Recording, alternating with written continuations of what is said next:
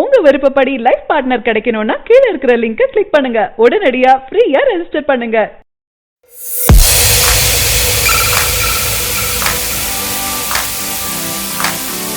தமிழ் சினிமாவில் ரசிகர்கள் பெரிதும் ஆர்வமாக எதிர்பார்த்த இரண்டு முன்னணி நடிகர்களான ஆர்யா மற்றும் விஷாலின் திருமண அறிவிப்புகள் அடுத்தடுத்து வெளியாக இருக்கு.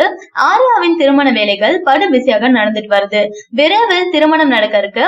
அதனை அடுத்து சிம்புவின் கல்யாண அறிவிப்பாக ரசிகர்கள் பெரிதும் எதிர்பார்த்து காத்துட்டு இருக்காங்க. தற்போது சிம்புவின் திருமண வேலைகள் சத்தம் இல்லாம நடந்துட்டு வருவதாக சில தகவல்கள் வெளியாக இருக்கு. அதனை பற்றி விசாரித்தால் அது சிம்புவுக்கு இல்லை, அவரின் தம்பி குரலரசன் என்று தெரிய வந்திருக்கு. சிம்பு நடிப்பில் வெளியான காதல் அழிவதில்லை படத்தில் கதாநாயகியின் தம்பியாக தமிழ் சினிமாவில் அறிமுகமானவர் குரலரசன். இதனை அடுத்து இது நம்ம ஆளு படத்தில் இசையமைச்சிருந்தாரு.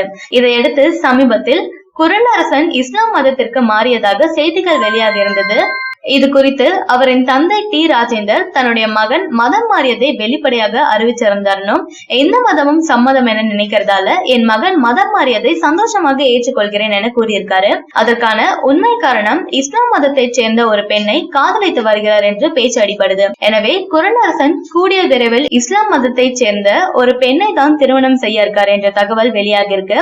ஆனால் இது குறித்து டிஆர் தரப்பிலிருந்து உறுதியான தகவல் ஏதும் வெளியாகவில்லை என்பது குறிப்பிடத்தக்கது.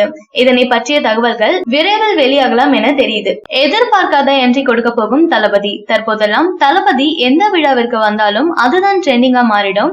ஆனால் அவர் ஒரு சில விழாக்களில் மட்டுமே கலந்துக்கிறாரு. அவரது என்ட்ரியை பார்க்கவே பல ரசிகர்கள் காத்துட்டு இருக்காங்க.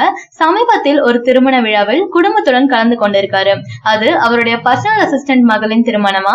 அந்த புகைப்படங்கள் சமூக வலைதளங்கள்ல நிரம்பி வழிந்திருக்கு. சில நாட்களாக தளபதி 63 படப்பிடிப்பில் இருந்து பல வீடியோக்கள் புகைப்படங்கள் வைரல் ஆகிட்டு இருக்கு.